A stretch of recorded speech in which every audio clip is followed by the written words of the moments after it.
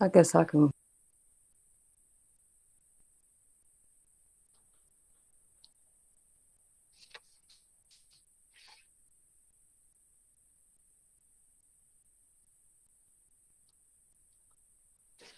Peace and power, peace and power. I'm gonna go ahead and get class started. So welcome. This is class 2, and today we will be going over plant pests and diseases and fungus. And so we're gonna start out inside, and then I'm going to hop on my phone, and we'll head outside. We get to going. But first, I want to go ahead and pull our card for today. And so, just giving a couple more people the opportunity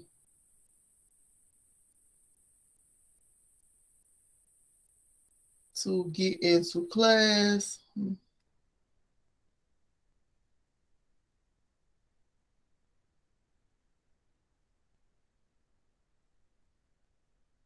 Okay.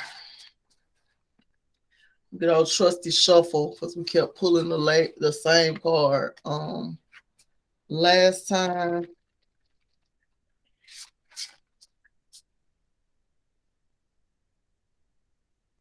It is a beautiful day. I see it's beautiful in Georgia as well. Is it cold up there, Lisa? No, it's in the 70s. Okay. Yeah, it's yesterday was 90 something, and today it's a little cooler. And so we're gonna go ahead and pull our cards. We pulled the Anka Anka card. And this is Kin of the Red Hawk tribe. So we're gonna get our little book, and we are pulling from the Earth Warriors deck.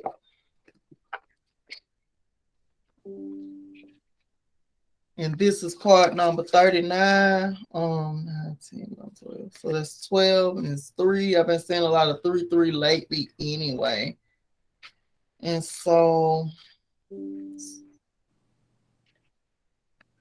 Anka. All right.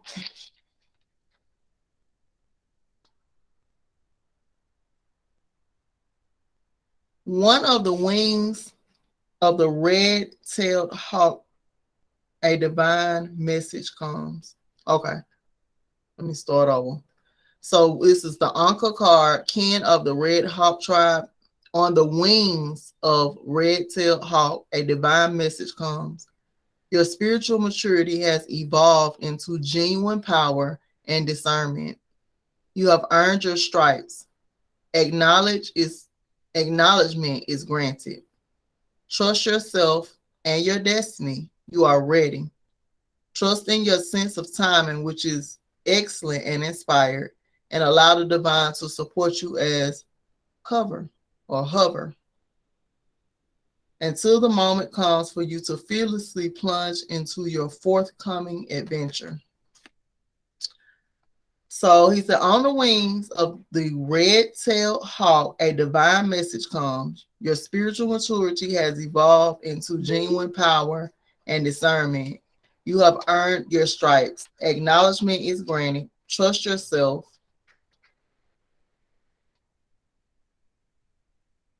and your destiny.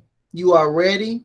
Trusting your sense of timing, which is excellent and inspired. Allow the divine to support you as cover until the moment comes for you to fearlessly plunge into your forthcoming adventure.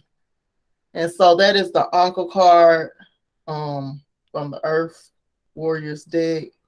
And that's the kin of the Red Hawk tribe. Now, as far as a spiritual guidance, it says there are some on the spiritual path that claim to be more evolved than others. Of course, these are likely to be the ones learning an important lesson in humility.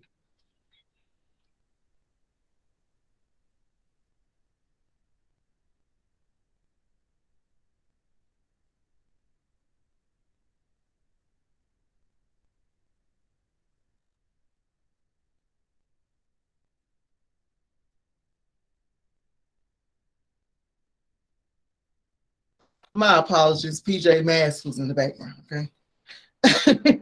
Okay, so there are some on the spiritual path that claim to be more evolved than others. Of course, these are likely to be the ones learning an important lesson in humility. Then there are the souls that they have come with a special purpose to lead, guide, and inspire others. Yet they do not feel this makes them in any way superior to another. It is simply the way by which they can fulfill their divine destiny. These are the red-tailed hawk tribe, and you are one of their own. The red-tailed feathers only emerge in maturation, signifying that this bird of prey is a soul symbol for spiritual maturity in service to the tribe. Oh, yeah, I'm so sorry. My neck crook. It's getting worse and worse. Hold on now. Okay. Um,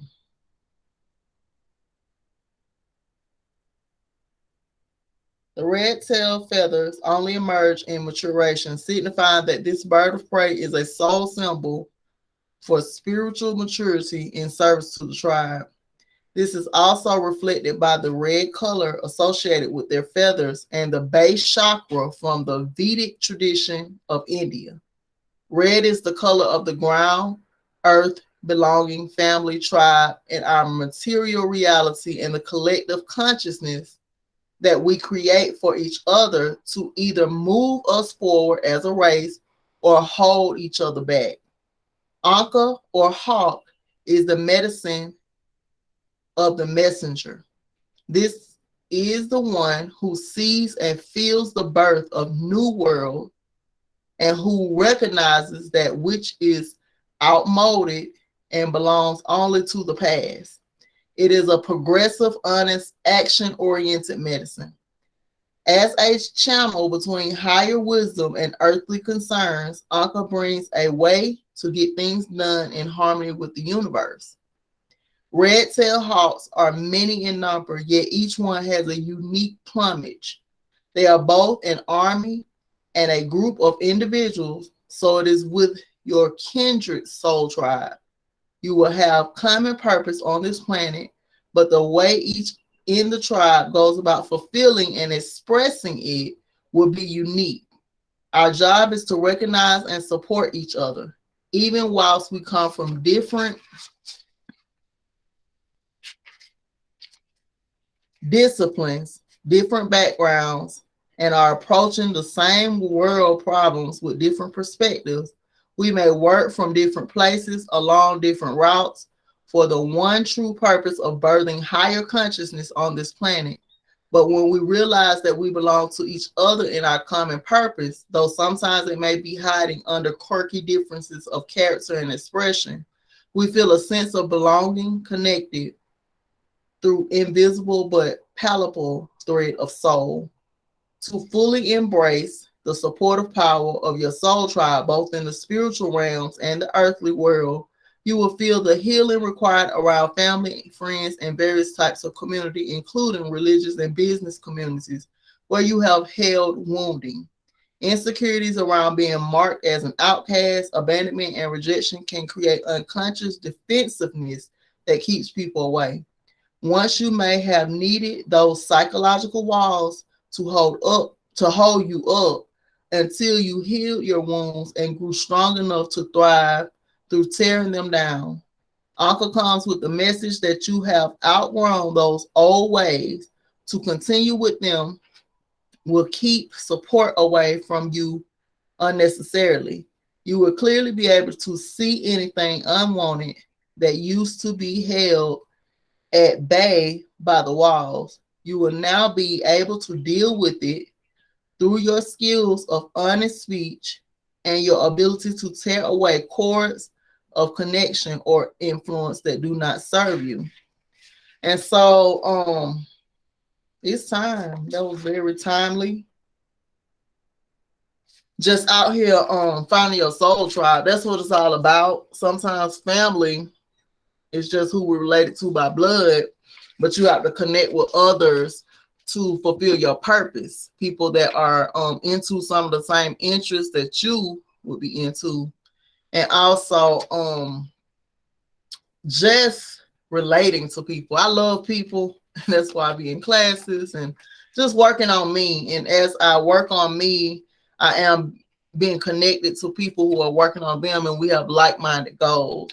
And so when we talk about community, that does require us having some things in common. And in business, me and Jennifer have discussed it, tend to want to like people you're in business with. It shouldn't be solely about income. This is timely for me because I tend to hold on to the past, being a Cancer ascendant. And so it's time to, take your gift and make an impact on the world within your tribe of like-minded people. So today, I had put together a slideshow because I didn't want to be chopping up words with y'all. I can mess up some words. I was like, no, they can read it for themselves on the slide. And so we have a slideshow presentation, and then we're going to go ahead and get outside. What's going on outside is not much. We're still putting more dirt into the garden bed. We're already 8 plus 12. 20 bags in. Okay. So I got a full refund on my last 12 bags because they all had mold inside, which Walmart is great on if something wrong with your dirt. I turned the bag over and it was best bought by the May of 2021, which I keep my dirt sometimes in the shed and it does still have mold on it and I still use it, but the customer service is outstanding. So if you get some dirt and it's white on the outside, make sure to give Walmart a ring-a-ling-ling and you'll have free dirt. I'm going to take that same money and invest in more dirt because it's still not full. I only added 6 bags. I'm going to go out there and add the rest, and then I'm going to reorder so that when I need it wherever in the garden, I'll have it on hand. I don't just like going to the store. The bags are extra heavy, so I've been getting them delivered, and I know they're ticked off when they deliver. Nobody's here to really assist them with their jobs, so I'm grateful for that. Today I'm just grateful we're getting together on the grounds of the earth element, like grounds literally. I'm gonna smoke so I can calm down. I was expressing to Jennifer this week. I get in here every week with anxiety, okay, for my own class. Kind of weird.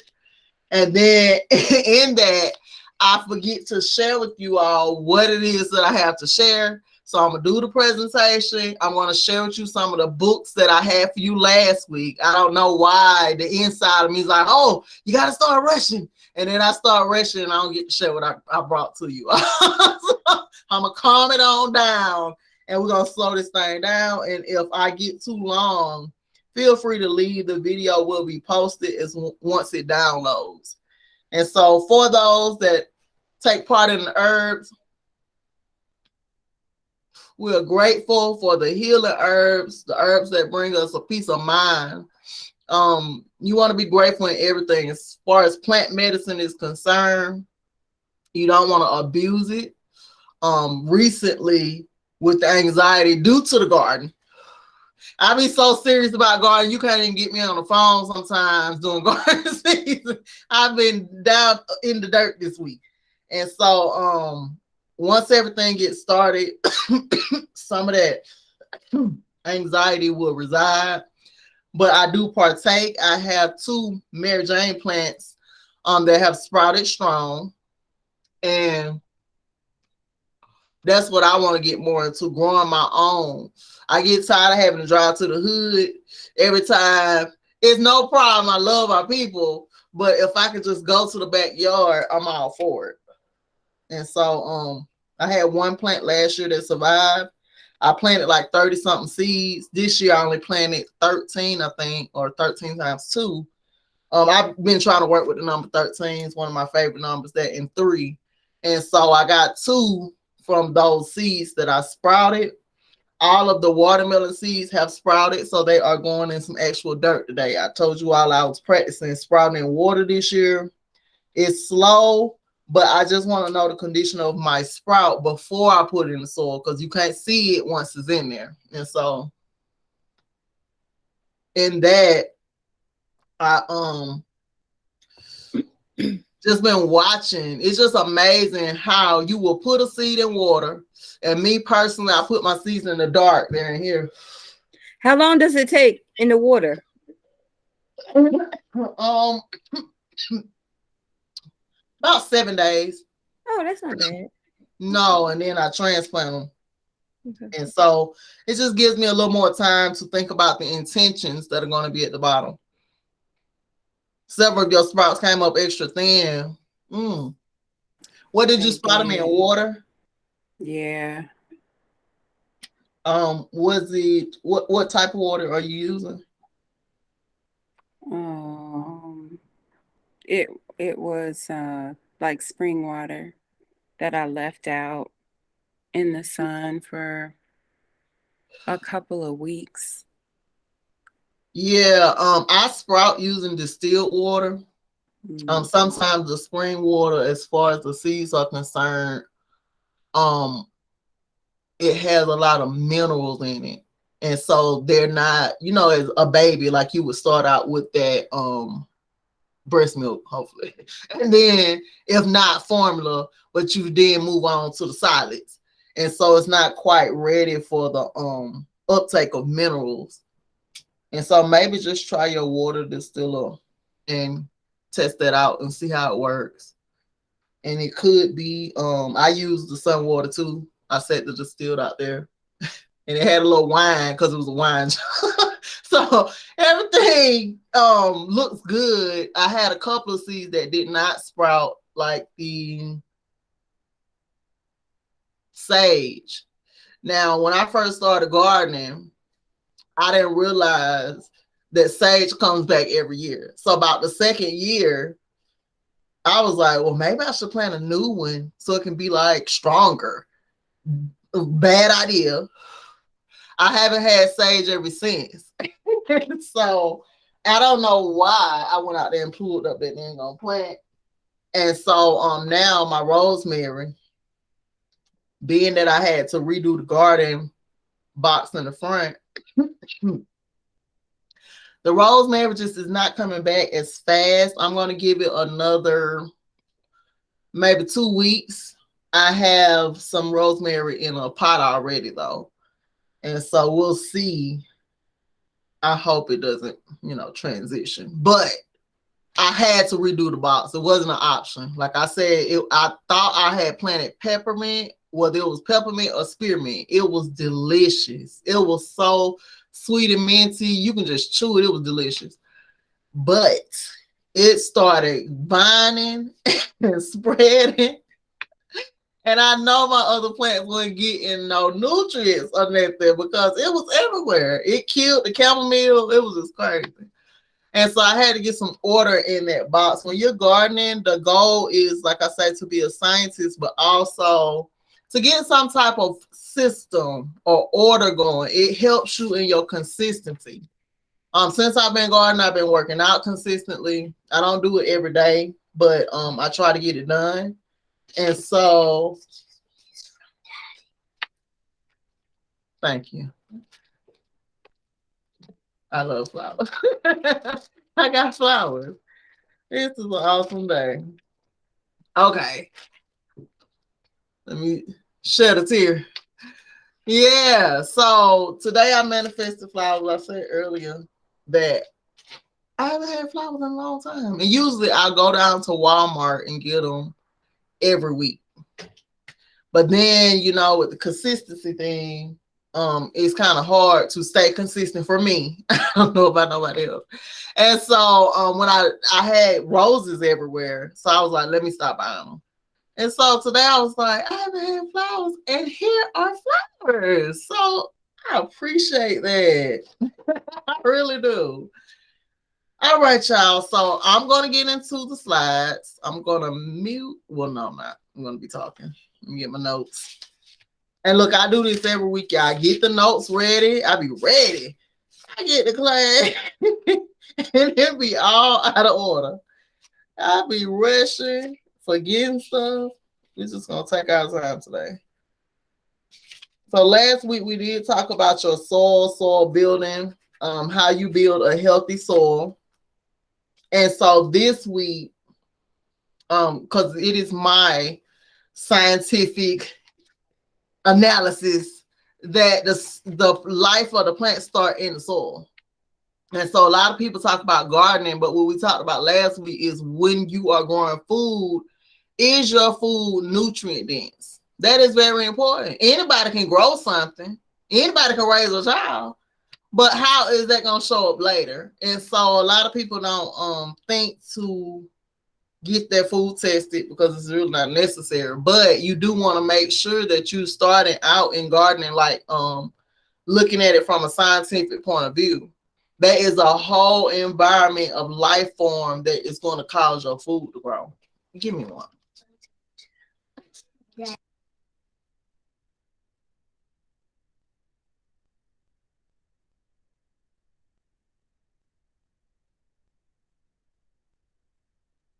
I'm just getting all the love today. I got some chocolates from Pharaoh.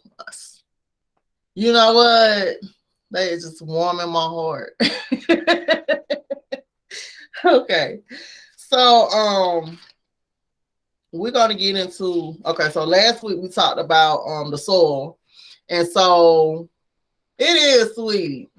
We talked about the soil, and when we think about food, we want to make sure it's packed with nutrients. Now, I lost a student. I don't know if it was because I said something about using your cycle blood in the garden, but whatever it was, we're going to move forward. I'm just trying to present this information. You use what you can use and move forward. If you ain't into the moon magic and all that, just don't participate. So if you are gardening, my first garden did not go well. The second one went very well, and I was using my cycle blood the whole time. I mean, my plants were strong and vigorous, okay? I had to move them several times because they was taking over everywhere, okay? And so what I noticed is that's when I got the greenhouse, the first one, and we had it right here behind my window because I want to see my plants all the time. But when I got them in there, the plants didn't like that heat. And that's the thing, when you're gardening with the greenhouse, there will be a lot of heat. And so what I did was went and bought some box fans and just hung them on the frame. And so I have to order a couple of those because I broke a couple last year, but that works for a good while when you're talking about circulation. Once they went into the greenhouse, it seems like there wasn't enough oxygen, and Texas gets very hot during the day. And so they were smothering. First, they slowed down production, and then they eventually had mildew problems. Squash is big on mildew. We're gonna talk about that today. That pretty much I probably got one cabbage. I didn't learn my lesson that time. So when I moved the greenhouse, I put the squash back in the greenhouse thinking, okay, we got the fans, we got a system, we put oxygen on the roots, and I didn't get one squash. I got powdery mildew again, okay? Garden is a science. So pay attention to that. This year, the squash will be outside. I love squash, so it just hurt my feelings that I haven't had squash that I'm growing. And then the first year that when it did grow, we were getting some squash, but I wasn't picking it on time. And so that still wasn't really edible. When you crack it open, you can tell when a plant is old because it'll be spongy, not full of life, like not wet. It was drowning inside. And so this year we're going for squash again. Squash will be outside. I hate that it's going to be out there being chemtrailed up. I might rig something up. I'll post it in the Patreon because I'm thinking I go out there and like visualize and put some stuff together. But just a way for it to be outside. Squash in a greenhouse does not work well. Also, the life of the soil. Don't forget your worms. You can use worm castings. The manure was so high this year, I was forced into worm castings. And so when the worms doing their work, they are like miniature tillers in the soil. And so they're working through that soil, eating and boo-booing, and that makes the soil very rich. Waste produces life. We talking about the cycle of life. The Kabbalion teaches us that. And so we want to keep that in mind. Your soil got to be alive. When you pick up your soil last week, we discussed that if you hold your soil in your hand after you wet it and it stays in a fish shape, that's bad soil. It's supposed to crumble.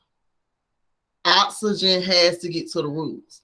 And so if your soil is not crumbling, you 9 times out of 10 have a sand-based soil, that's also bad. But you can also amend your sand-based soil, because I live literally near a river and a lake, and we ain't nothing but sand.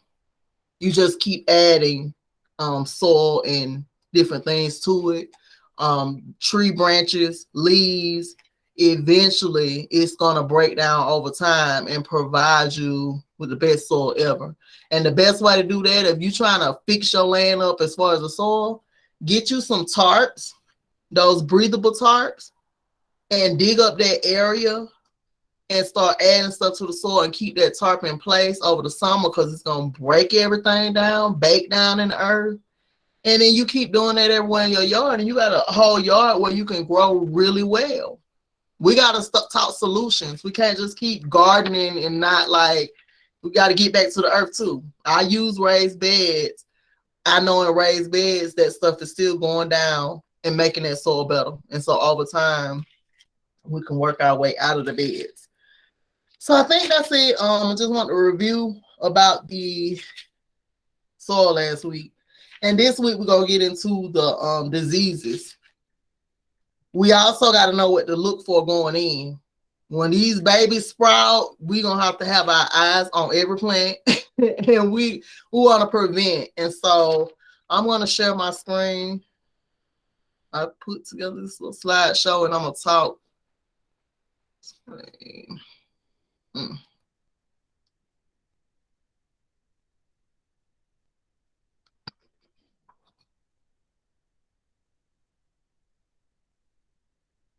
All right, all right. Can y'all see that? Yeah. Yes. All right. So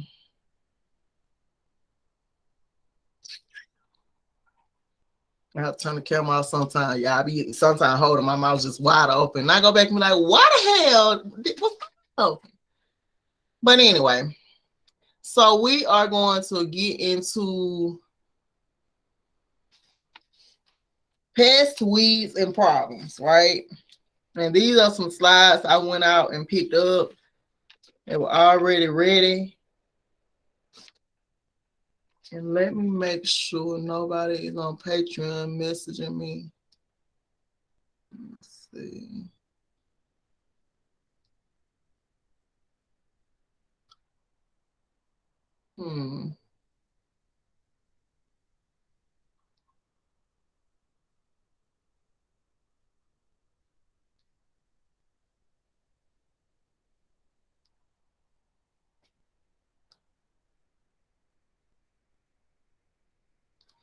All right, so pest, disease, and fungus. Now, when you're talking about disease, I know when I personally started gardening, I wasn't necessarily looking in the soil for something to, start down there. And so once I started gardening, we know you run into all types of issues. And so the soil does have life in it. And so it'll be some stuff that's good for it and then some stuff that's bad. Me personally trying to be nice to all the bugs, I would see stuff in the soil, but not know that it would be like something that was going to later cause the issue in my garden. And so I'm going to show y'all some pictures at the end of some of the bugs, but I know this one, the one I'm talking about, it looks like a big, it looked like the legs is spiky, and it looked like a muscle caterpillar. But anyway. So soil does contain both beneficial organisms and the pathogenic organisms, such as fungi, nematodes, bacteria, and viruses. And so in that, you will see if you get down on your soil, and you should be able to see this. If we took a microscope and put it on our soil, we should be able to see different life forms moving around in it. That's how you create nutrient dense foods. It has to start with life in the soil. And so in the Kabbalion, what it teaches is that these are lower life forms that we disregard, that, they even have any importance. Because most people, when they garden, they get irritated with the pests. I know I did. The ants, they just be out of control, but they all are out there doing the job. I learned last year that ants love sunflowers as well. And I want to say, just get off my sunflowers, but they were there. They love them. And so we want to just be able to look around and see what's going on, paying close attention to the detail in the garden. Now, as you can see, this is just telling you about adding compost. We discussed that last week as well. Over time, that breaks down and it feeds the soil and the organisms that are in the soil. And so we know how that goes. It says that it inhibits the germination of fungal spores, but I noticed, like, with the soil, if it's in bags, it's better to unpack that bag and get it into a big container, because that plastic sometimes gets hot while it's sitting there, and that's what creates the fungi, the mold spores in the soil. And so what I'm going to have to do with that soil that's already down is go out there and really wet it down real good. Just let the elements get a hold to it and bake that mold up out of there. It comes from being like in a wet, compact space. And so out here it gets really hot. I'm not even worried about it. I'm really grateful for 12 free bags of soil. Shout out. I'd be really grateful. Okay, so we just want to keep in mind, composting does not have to be done in a container. You can, but when I first started gardening, my compost bin was just a container that I put to the side for another plant that I never ended up using. By the time I just said, well, I'm gonna compost in this container, and I was putting food, I was digging a hole, putting food, digging a hole, putting food. And over time, it just started sprouting food. I shared with you last week that those were some of the biggest, best tomatoes I saw. And they were going in at the end of the season. I do not advise putting tomato seeds in compost though, because they are invasive and they just gonna keep growing. They will keep coming. And so let me go to the next slide. Wilting and root rot, and we're gonna go over root rot a couple of times. This is something else I wasn't thinking when I was overwatering, because I was. This year, I am investing in some gardening hoses, the ones that lay on the ground and leak the water, because I'm just trying to figure out how to be more water efficient versus just going crazy with the watering. I usually will water overhead. Most leaves do not like to be wet. Now, you can do it every now and then just to keep the bugs in the environment under control. But every time you water, you getting all those leaves wet. It just promotes the environment for powdery mildew. That's the name of it. Especially when you have a squash plant. Sorry, that was a win. Okay, so this is just telling you about how to raise the level of your soil. Just in nature, nothing is supposed to be too acidic or too alkaline. And so your soil is supposed to be between 6.5 and of course 7.5.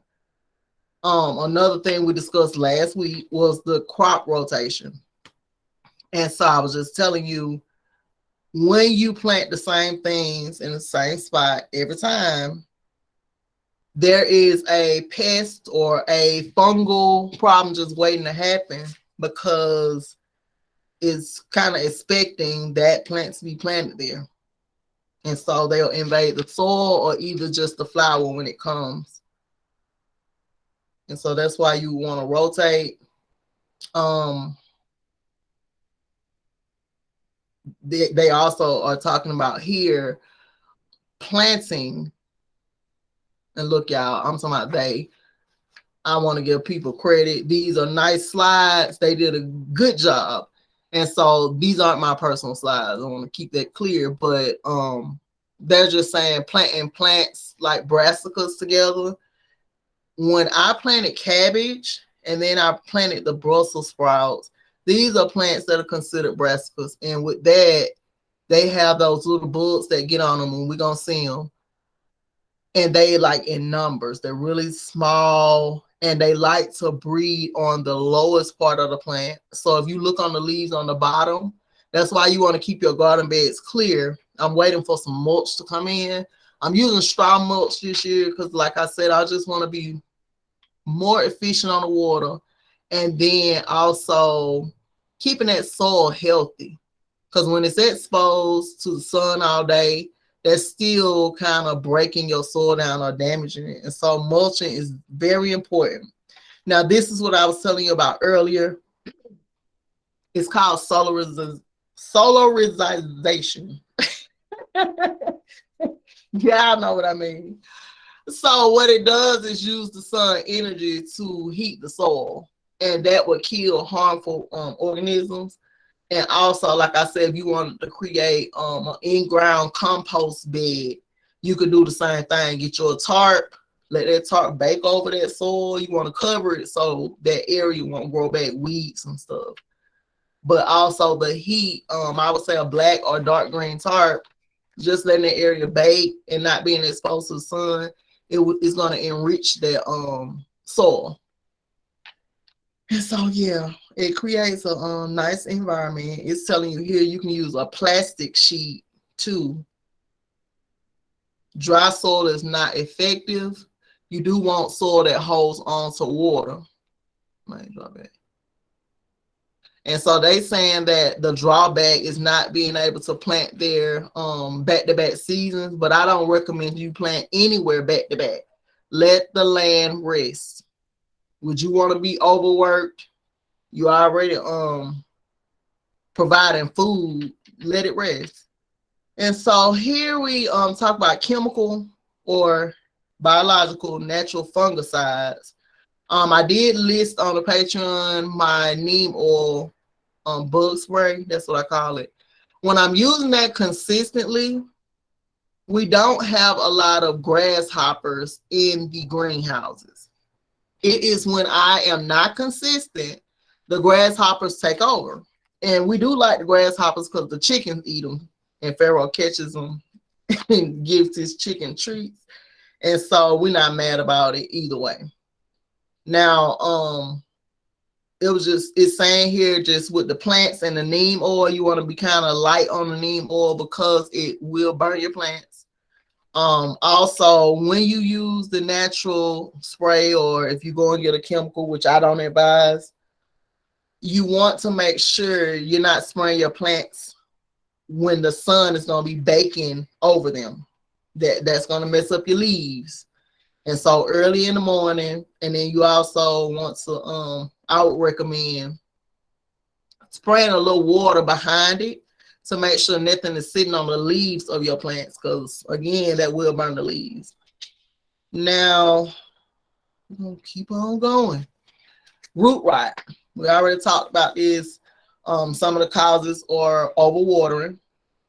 I learned that the hard way. It also indicates low oxygenation. And so Lisa earlier showed us her handheld tiller. I showed you one a couple of weeks back. That's another reason I do that, because after watering, the soil tends to pack together.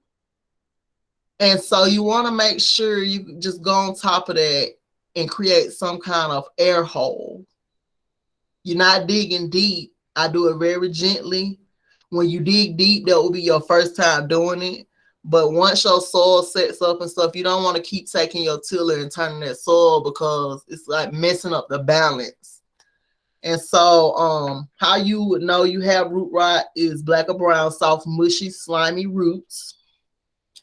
And you can when you are growing herbs in the house, you want to make sure you're changing that water out frequently because you can get root rot in water as well.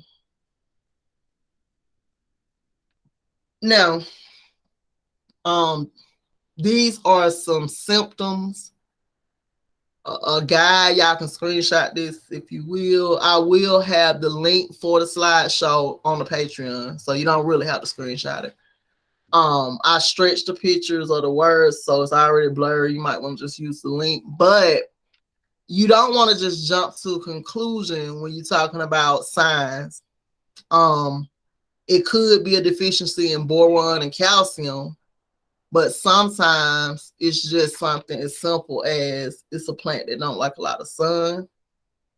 And so you just want to look over these just to give you an idea. So when you're looking at your plants, you know exactly what's going on. Some signs of over fertilization. And I'm looking at my plant now hanging over me. Brown leaf tips, dries tissues, and then dead root tips and browning. So you can check inside the pot as well or dig up your plants to see what's going on. I would not advise it. I would just be looking at what I'm looking at and trying to go from there. If your plant is doing well, it might have some brown tips, but if you dig it up, it can go back into shock. So we talked last week about you all getting some Epsom salt. And so once we transplant our plants, our garden, we're going to put a little Epsom salt out to help prevent plant shock. And so that's why I got you all to grab that.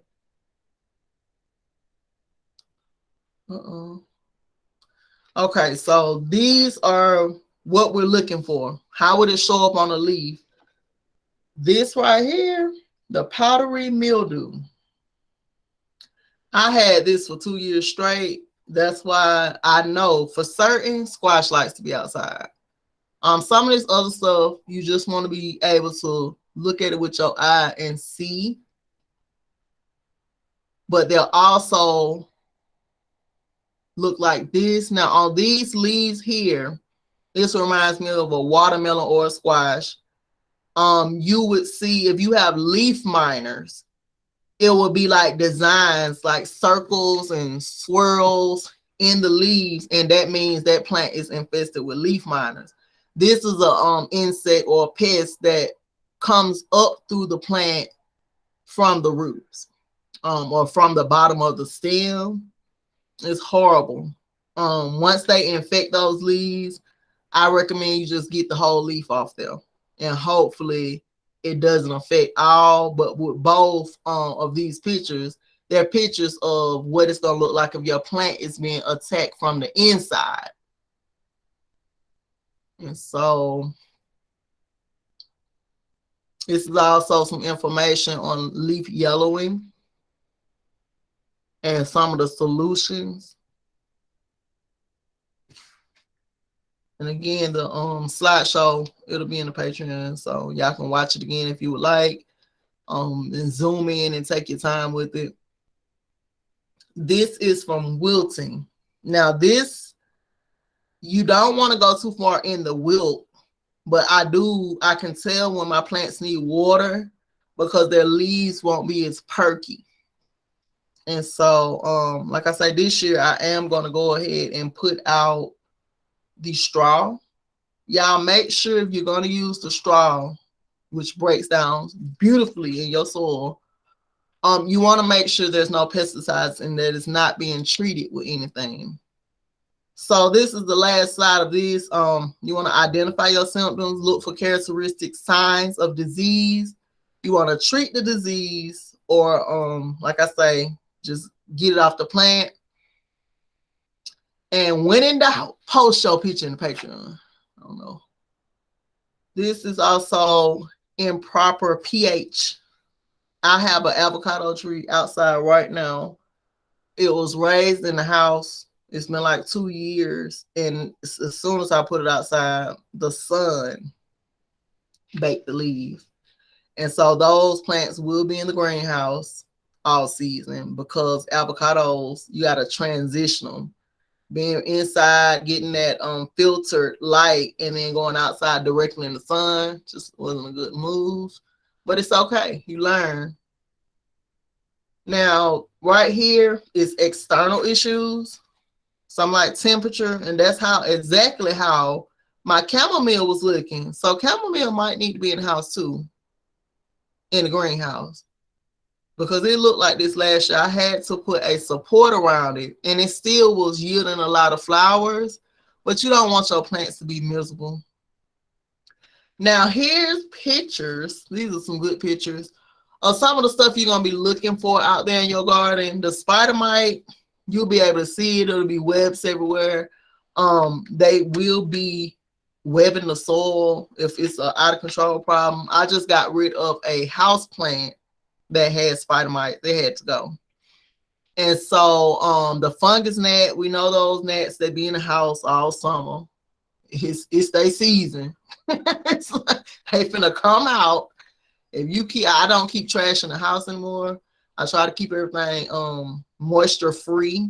But being that we do compost in a little coffee can, the gnats sometimes they'll come through the window because I like my windows open. Right here is the aphid. We're gonna see some more pictures of this, and this is what they call a thrips. These are some pictures of the mold and stuff and how it would show up on your plant. I have never experienced the slime mold or the sooty, just the powdery mildew. This is bacterial leaf spots, blight, and alternate leaf spots. And I can't say I've run into any of those. You want to keep a clean environment. I don't know, people don't talk about the cleanliness of your garden. So this year, I'm not going to buy a bunch of mulch. I'm going to use cordboard for the floors in the greenhouse. The mulch, the chickens dug it up. I can't be mad because once they dig it up, it's just going to break down into the soil. So it's still treating the soil, but mulch out here is kind of expensive. And so I won't be doing that again. That was some leftover mulch from the year before. I tried to reuse things. Try not to leave such a big footprint across the planet. And so I reuse a lot of stuff. This year I am using the chicken wire. And I'll do y'all a video when I get out there today, just to show you how I'm using it in the watermelon patch, because watermelon's vine and I don't want the vines everywhere, and I don't want the plants to keep suffering because we're having to cut the vines when we cut the grass. And so you just want to be creating an environment for your plants to thrive overall. Recognize the problem and actually do something about it. Okay, sum that up. Now, these pictures are not so good, y'all. I had to stretch them, but you know, these are the big beetles that'll sometimes be on your squash plants. They love squash. These what they look like when they're babies. They're called nymphs. And so their picture is okay. This is also the egg and what they look like when they're hatching. When you see these brown copper eggs on your leaves, remove them, please. If not, you're going to create a whole environment where they're going to be tearing through this plant. This is also a close-up of that. We've all seen these. I saw a couple of these last year. It wasn't too out of control, but I think it comes from the webbing that is sometimes in the trees. Y'all see sometimes people have the trees in the yard and they have webs. I'm not sure though. But this is just the moth of the white butterfly. And right here, this is a Mexican beetle.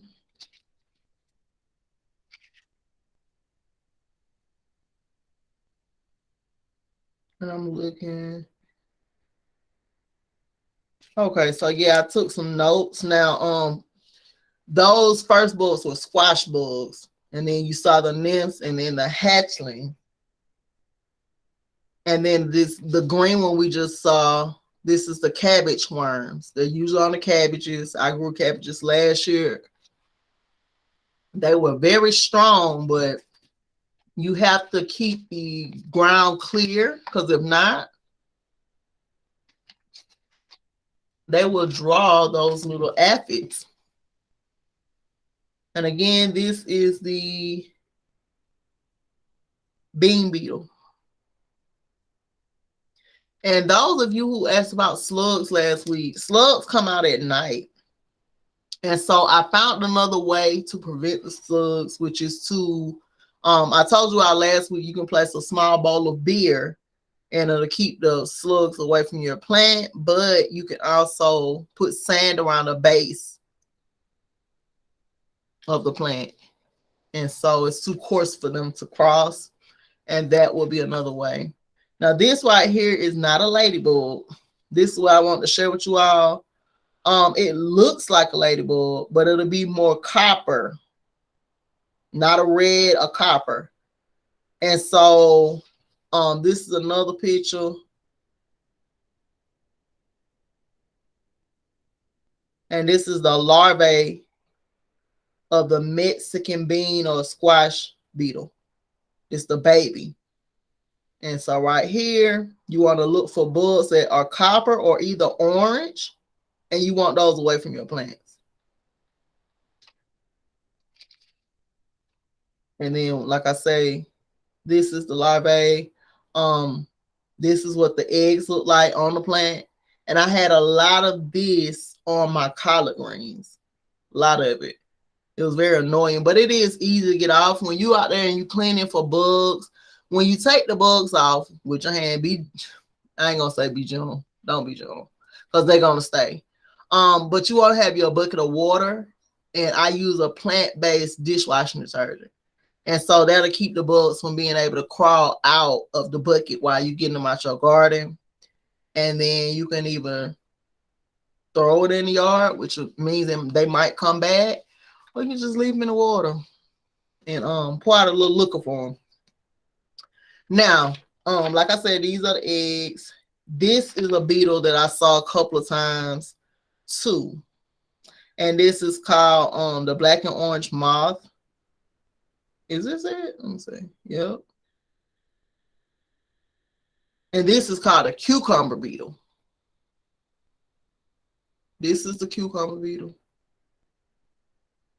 And this right here, it affects the stem. So this is the stem. This is where they would lay their eggs. Oh, it's disgusting. I'd be like, ugh. And so once they lay their eggs, it works its way up through the plant. And this is what you call a flea beetle. They come in thousands. If you see little black bugs like this out there, it is not a beneficial bug. These are bad bugs. And this is another bug. It's a form of an aphid.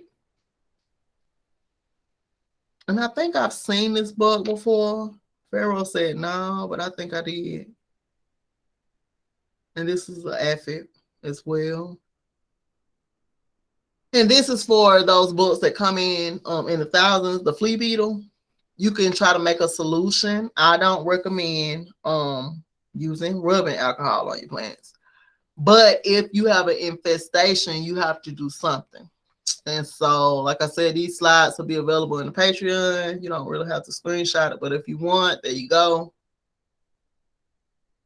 Yeah, see, this was on my collard greens. So I would spend so much time cleaning collard greens because I didn't want to give them to nobody with bugs on them. I didn't even want to bring them in the house with bugs on them. And that took a lot of time between the collard greens and the herbs. It was like hours. This is what I was telling y'all I saw in the garden. These look so creepy. Look at it. Now, this is called a tobacco hornworm. And they'll usually be around tomatoes or potatoes. And just look at it. Ugh. But yeah. I digress, y'all. So that is the end of the slideshow. So we went over a lot of bugs and pests. Let me see the chat. You had several of those last year? The hornworms, yeah. Wow. Lots on the tomatoes. Yeah, and they love them. And so you can just pick them off. Mm-hmm. You're not squeamish. Let me see what the chat says. I did last year on my tomatoes. Yes, the bugs just be looking so creepy. We saw some beautiful green and purple grasshoppers last year. They were beautiful. But they built themselves a home in my beans, and I'm not having it this year, okay? So you cannot be nice to the pest or the fungus because it will take over. I was so sad about my cucumber. And y'all, I'm just gonna switch phones. Y'all can take a restroom break. I'm gonna head outside, but I do have to switch phones. So I'm gonna cut this camera off and then we're gonna head on outside. So give me 10 minutes.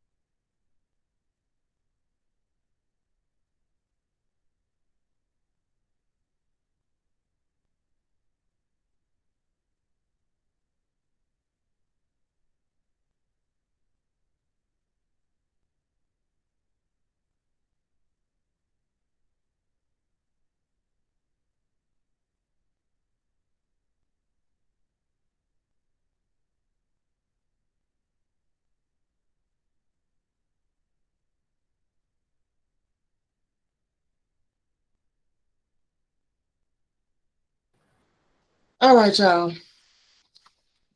I am back. I didn't want to rush outside without telling y'all about these books. So this is a book called Back to Eden.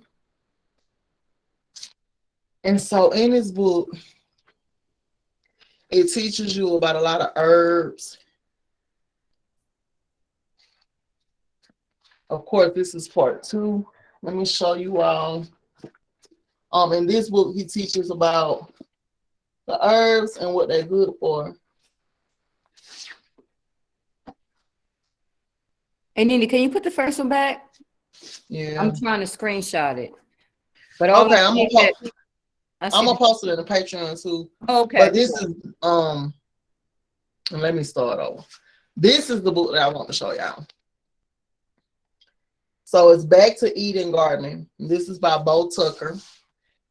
And so it just gives you a good idea of the plants. It even talks about bugs, right? The spirit just be moving, y'all. Different plants and what they like. Because like I said, we want to garden with intent. You don't just want to be planting stuff and you don't know. It talks about mulching, adding to your soil. Let me shut the door.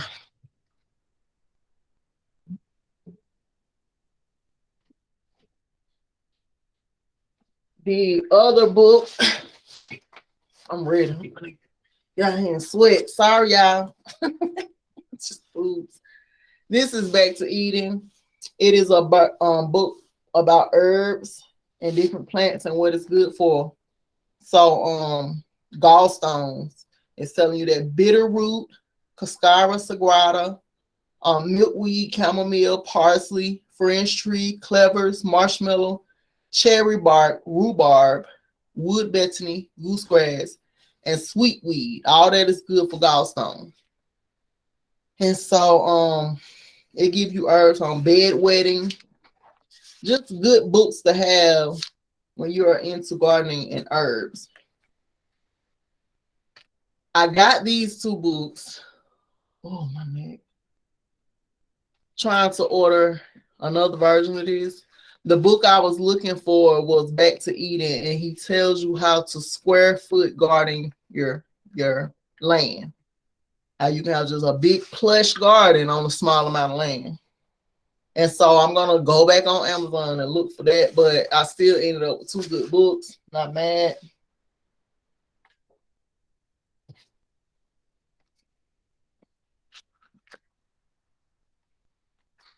We have let's see what's the next moon.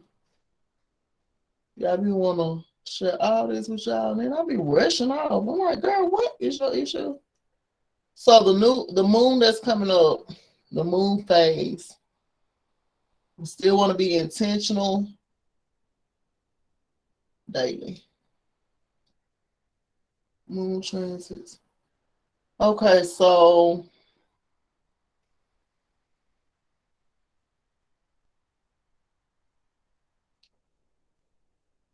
they got moon everything. View moon phases. Thank you.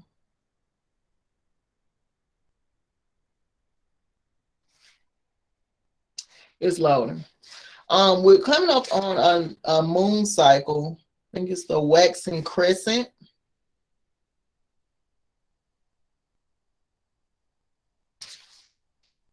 Okay. So on the moon right now is in Cancer. So I had a very emotional week, okay? And so the next thing the moon will be doing, which on yesterday, the moon was in Leo, the moon is going into Virgo on April the 12th. We're gonna practice with the new moon and full moon and the midpoints. And so the full moon will be in Libra. And we're gonna look into what stage of planning or how we could go into our garden for the full moon and improve it, because we are gardening with the moon. The waxing half to full. Okay, here it is. So this new moon or this energy would be half to full. And so magical intentions set at the new moon intended throughout the waxing phase are about to come into fruition, provided we continue to believe in our success. The goddess is now coming into her mother aspect, her womb growing larger as the moon grows with each passing flower. And so a lot of us did say that our stuff sprouted this week. We had a couple of sprouts. Lisa, did you say you had some sprouts? No, the only thing that sprouted was a sunflower, but the basil and the peppers, I think it was the peppers. The basil and peppers didn't sprout yet. Okay. Well, you got sunflower sprouts. So if you take a look at your plants, when it gets towards the full moon, you're going to see they're growing bigger in size. And so we are coming up on that full moon, like I said, on the 16th. Okay. Now, the sense of manifestation being just on the verge of arrival is represented by the bud stage of the growth cycle, which the waxing gibbous phase corresponds to. The vision of a soon to unfold flower is a powerful metaphor for the delicious anticipation of new creations coming forth. It is also a good lesson in the importance of patience and trust in divine timing, as you cannot hurry the flower's process. And I spoke with one of y'all, I think it was Ch.9 this week, and what she was saying was that she only had one bean sprout. And y'all reach out, let me know what y'all got going on with your sprouts and stuff. Or post it in the community session of the Patreon. Yeah, y'all start posting so we can see, make sure we holding each other accountable. Now, in terms of spell work, no further direct action is on our part that is truly necessary at this point, as the flower will develop on its own, but we can use this stretch of days to make preparations for the upcoming full moon celebration, when we will welcome the unfolding of our intentions. So for the full moon, we will be welcoming in the unfolding of our intentions. We put those intentions down in the soil. And so that's when we're going to celebrate the full moon. When we welcome the unfolding of our intentions, of course, if your daily life presents you with opportunities or clear steps to take related to your goal, by all means, move forward with them. We add in the fire aspect. We are adding action to bring some of our manifestations into fruition. Now, magically, this is considered to be an all-purpose phase, but the work should still be harnessing projective energy and focus on increase and drawing what you desire into your life.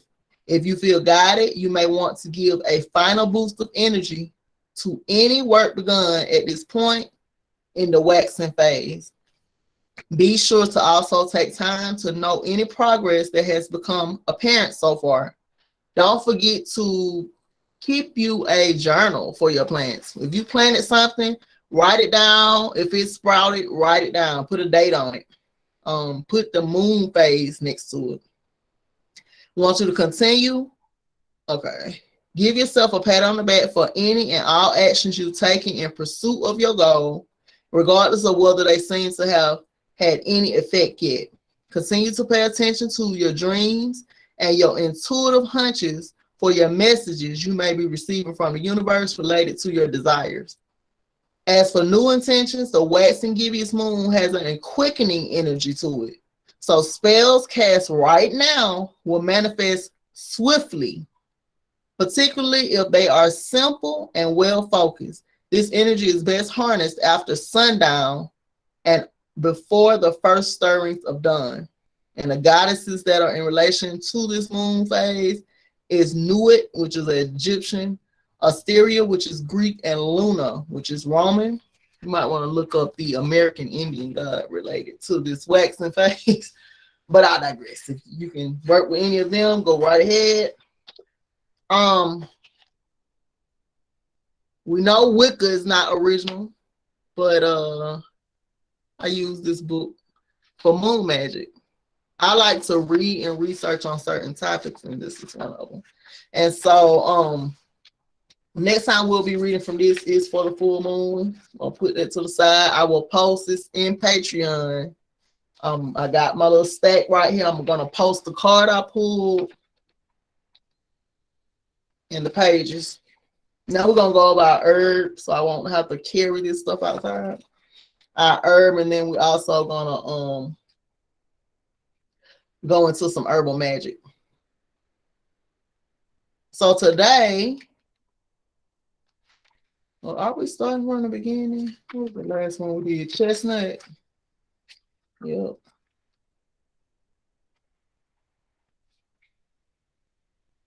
Chestnut was the last herb we talked about, which was this one for you, those of you present in that first class who watched the recording. Today we're going to talk about Damiana.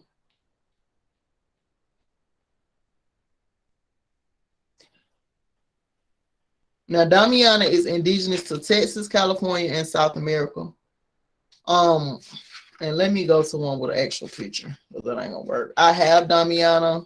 It's a good aphrodisiac, but we want to go over some herbs with pictures for the visual learners. And we'll be posting in Patreon as well. This is the elder plant, Sambucus canadensis. It's also known as the Sambucus, the American elder or sweet elder, and it's a shrub native to America, North and South, and it is found in poor, moist lands, thickets, and waste places in all areas of the United States and Canada. Isn't that something? That's why I say the waste still repairs and replenishes. This is amazing. So for their ornamental foliage, the elders are cultivated with a star-shaped fragrant flower. They're 1/4 inch wide and arranged in a flat flower clusters about 8 inches wide. They rise 5 to 12 feet high, blooming in June and July. In September and October, there are purple black berries that produce 3 or 4 round seeds mature. Sometimes the fruit is made into jellies, desserts, and wines, and we also use it for medicine. A rough pitted gray bark covers the branching stems. Its large central stems are smooth. The fragrance is mildly sweet. Mildly sweet, and what else? The taste is sour, mildly sour. The European elder is comparable in general features and properties, but bigger than the American. Now, the medicinal parts. As a natural medicinal remedy, the roots, inner bark, plants, berries, and flowers are all known. You can just make it with water. It is, and it just has some uses. It's good for a headache attributable to colds, palsy, rheumatism, scrofula, syphilis, jaundice, kidney disorders, and epilepsy. The fruit or the fruit herbs, inner bark, and roots have elicited appreciation from several. And so I'll share this in Patreon. We're gonna move forward. We headed outside. And everybody, if you can go outside, let us see your garden while we on here.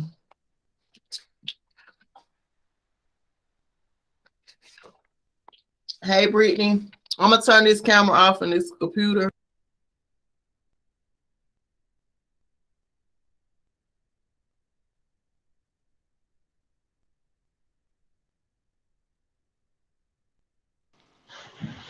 Let's go. Sorry. Okay.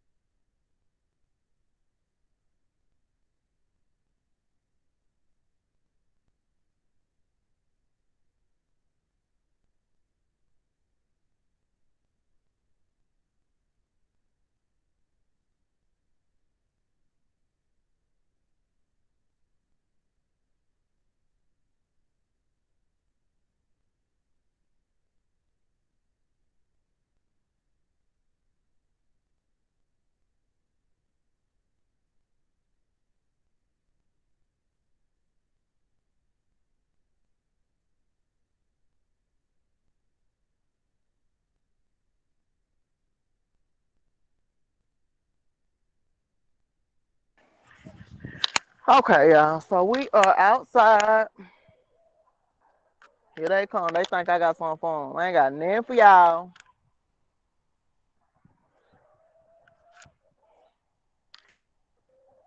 Now I didn't tell y'all, but I'm gonna share. The chickens are good addition to the garden because they do till just like the worms. They'll, where are y'all going? Man, they always think somebody's trying to feed them. Say hey to Coco. Okay, so what we got done while we were on break was this. I told you all that I was gonna.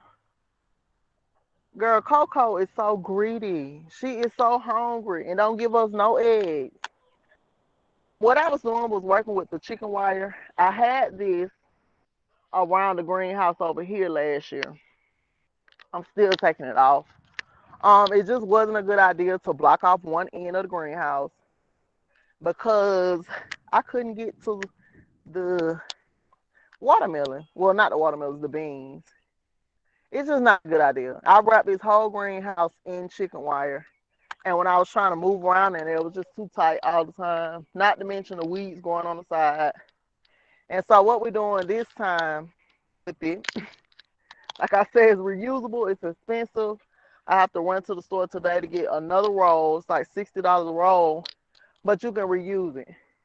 And so I'm making a cage for the watermelons. This isn't fastened down because I have a pole in the house that needs to be attached here going across. They left a pole. It came. We're gonna get done. Ray wakes up. It just got off. And so I stapled it. Y'all, I be just out here making my own contraptions. I have a staple gun that I've had 20 some years and finally got to use it. And so, like I said, the dirt, you can tell it had the mildew on it. You can still see it. But I'm just gonna hold it down. Hold it down. I'm gonna take my tiller and even it out and go on about my business. Now, these will be in. This is watermelon as well. I didn't have the heart to kill it. It's already coming back. So hopefully we get this inside. We won't have to worry about it overheating. It grew in last year. We did eat like one out of containers.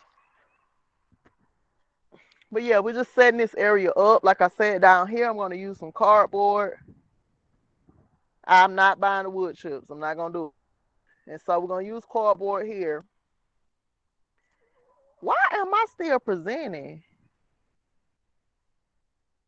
Y'all, I thought I took that thing off.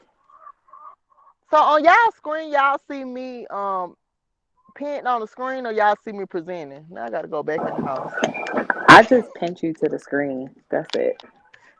You see what? I just pinned your screen to so that it's the main screen that I see. Girl, I'm so mad at myself. I wish I could reach in the window. Okay, let me go back in. Because then on the video, it's going to be showing the damn caterpillar still. But you fine. It's fine though. It's not like the main screen. Yeah, as long as you pin your current screen, you're good. I have you Right, pinned. I got to go. I'm going to go back in. Hold on, y'all.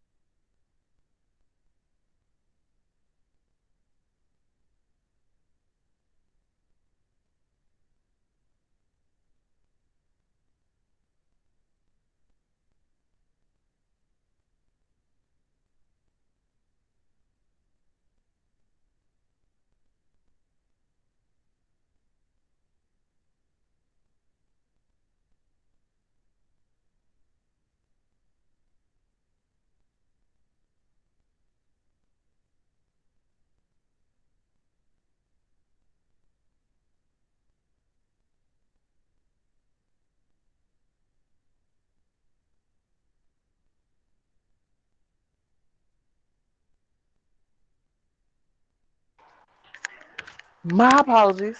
This right here is some of that fulvic that I was telling y'all about. Uh-oh. What is it showing now? Oh, my finger. Mm-hmm.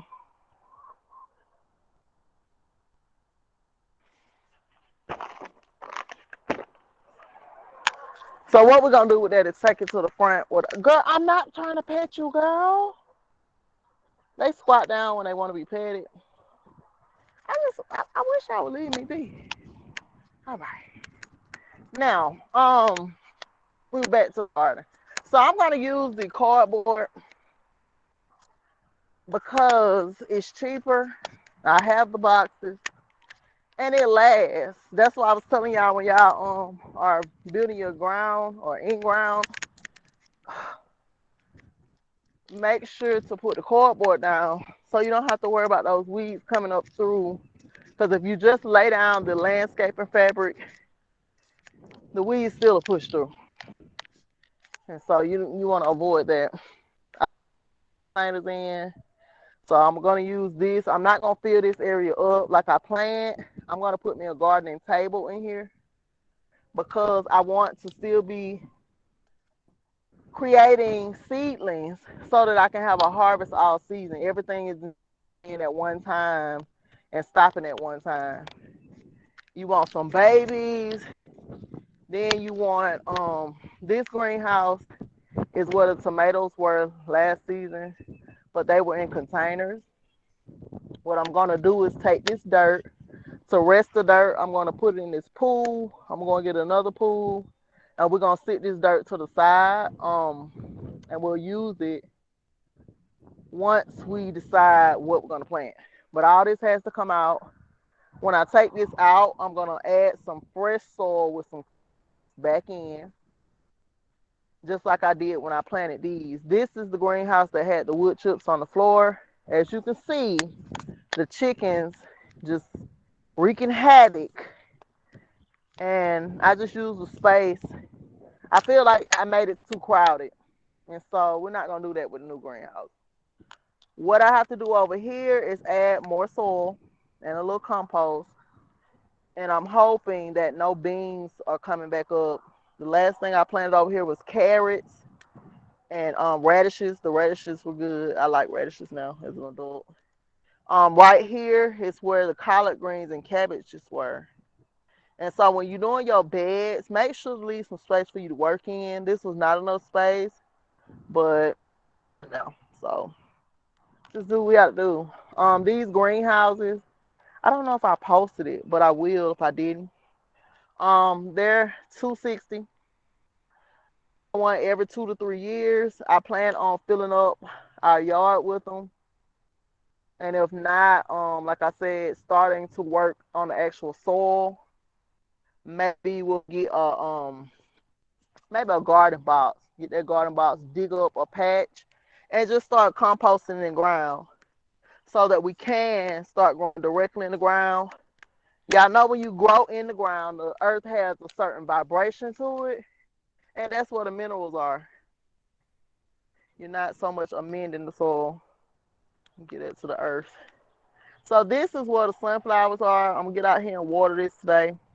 I have sunflowers, amaryllis. I have different varieties of sunflowers, and also echinacea or coneflower planted here.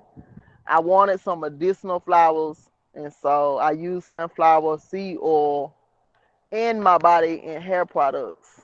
And so I like using stuff that's from here. Sunflowers are indigenous to America, and so those are one of the base oils for some of my skin oils and stuff.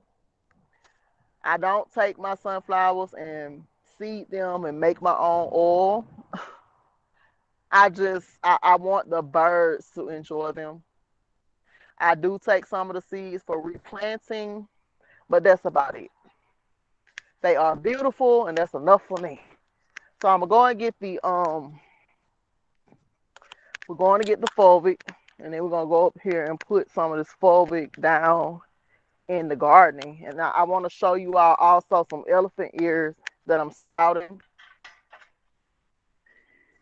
Jennifer got for Amazon, for these elephant ears. Why are the chickens following me? And they are beautiful. They are well, beautiful on the pictures. Like, they haven't sprouted. I hope I'm going about doing things the right way. I put them in water to sprout them. Of course, there's no action with the elephant ear. It needs that heat.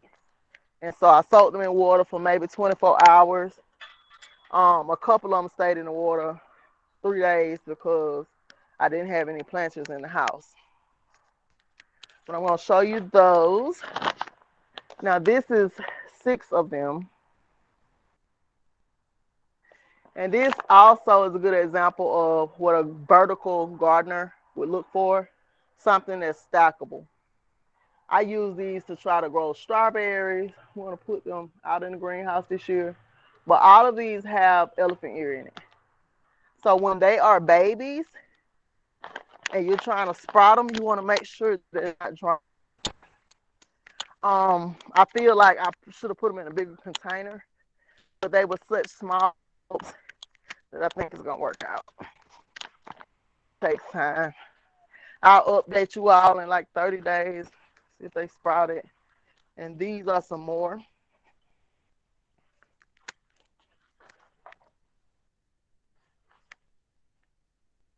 And chicken wire is here because the chickens will dig your stuff up, okay?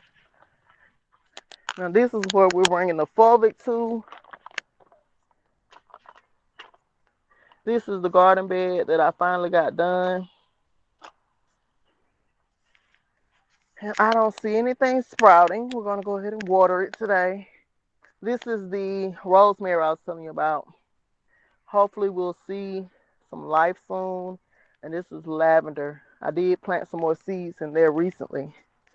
This is my ginger, y'all. It's not doing so well outside. So I'm going to take it to the greenhouse. I think it's too much heat. This is a mango tree that I cultivated recently. And so it's doing perfectly fine in all the heat, okay? I just moved it so it'll have company with the other plants that's suffering. I digress. So these are the avocados. This was beautiful about 2 weeks ago.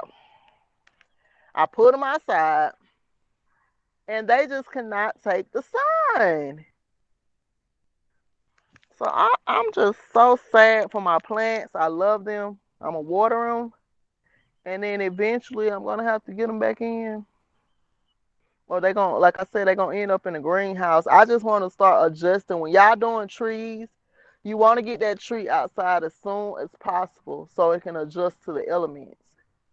And so I just feel like I babied these avocados maybe too long. And they like, wait a minute. But we're going to correct it. We're going to help them out. Just be patient with me. And so, yeah, we out here watering. Lisa, show us what you got from the, and now we opening the floor up, y'all. Lisa, show us what you got from the yard sale.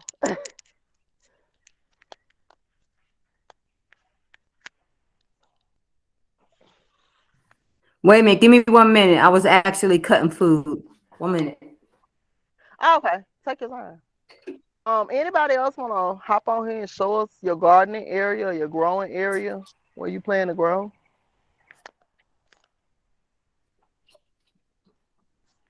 Anybody got questions?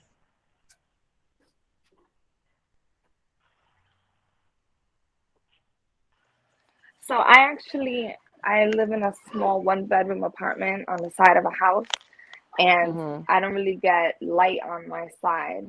So I have some things like on the windowsill for above my kitchen sink, but it's mostly dark. So I'm gonna get a grow plant, grow light. What is it called? Yeah, grow light, right? Yeah. So right now I have the basil, African daisy, and eggplant off to the side, but I don't know if it's gonna be doing well over here in the meantime. Yeah, grow. I'll post the grow lamps I just purchased. They do cover a good deal of space. and they stick directly down in the pot. But yeah, that's a good option. Or you could plant plants that don't need as much light. Oh, okay. I Which wish I do you would have know?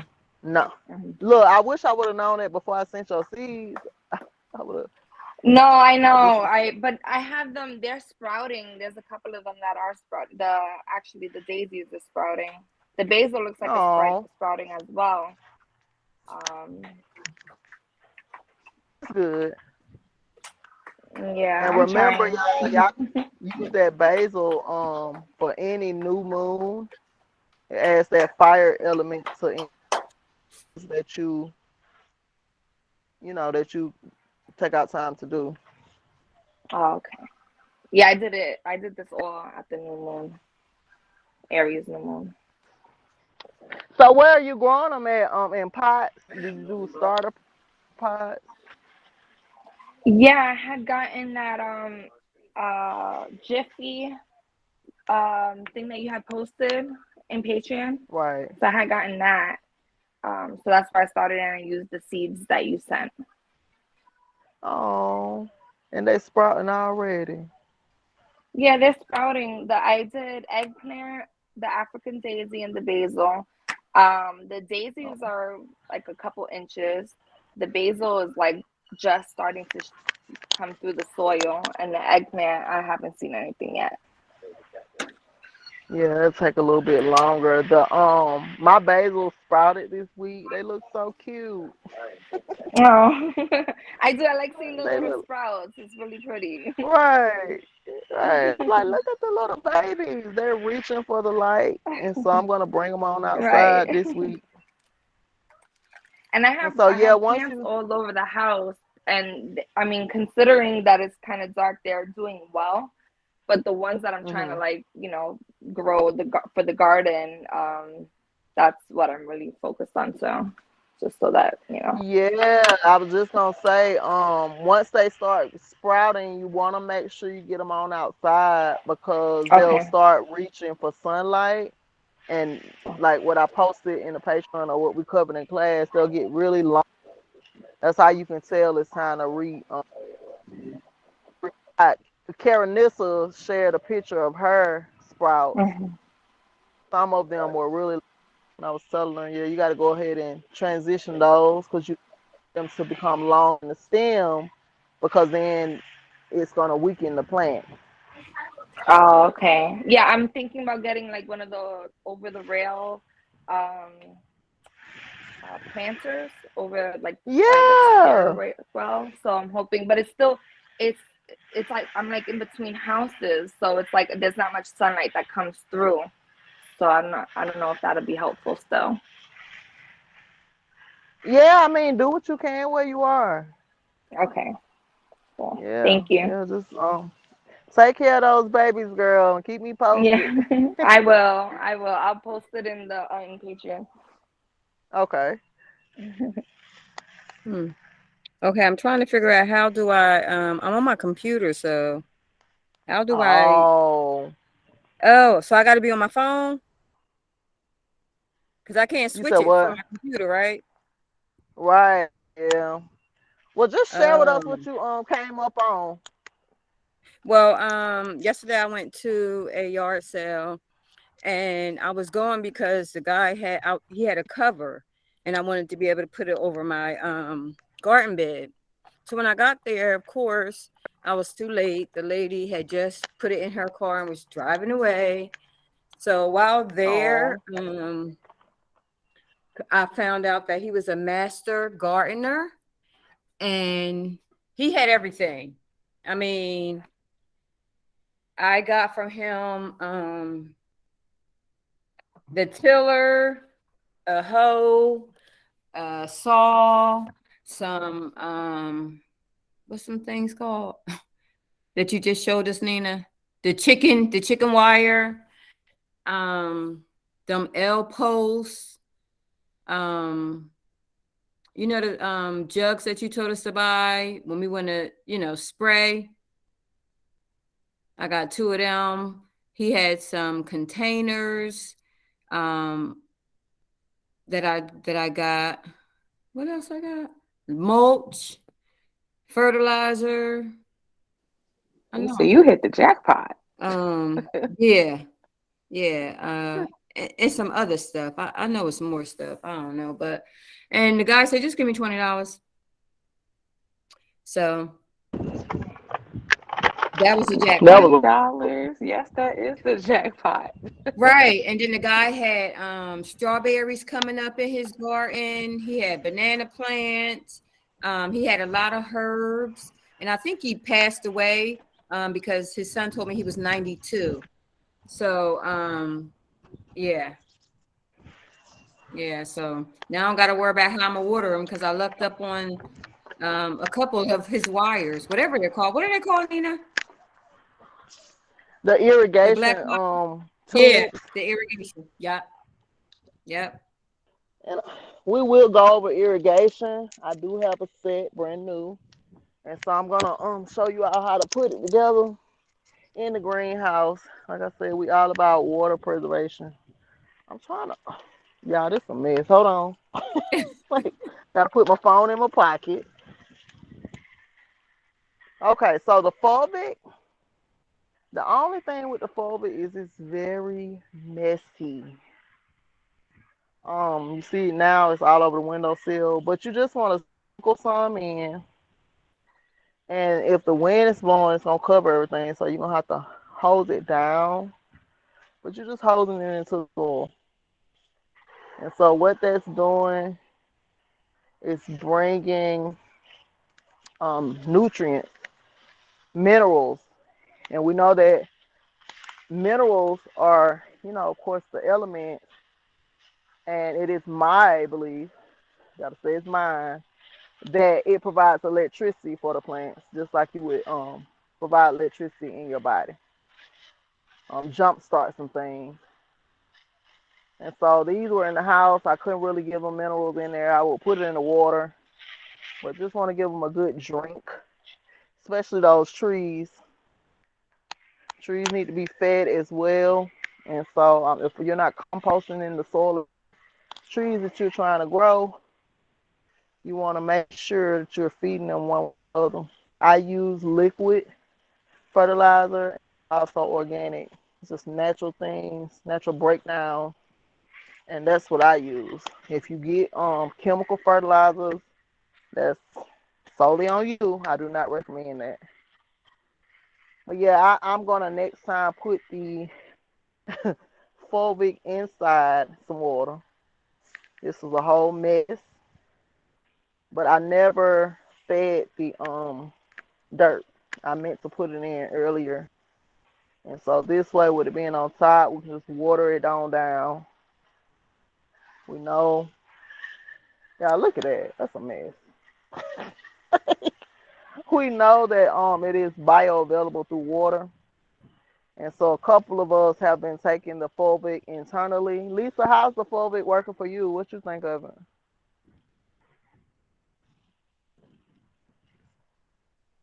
Well, right. Jennifer? Huh? Yeah, I started. Uh, So right now what I'm doing is I started brushing my teeth with it. And I also bathe in it. So as far as brushing my mhm. teeth, I have seen a big difference. Um, so it's like I'm gonna keep doing that, but now I just gotta venture out and do other things with it. Mhm. But I like it. I do.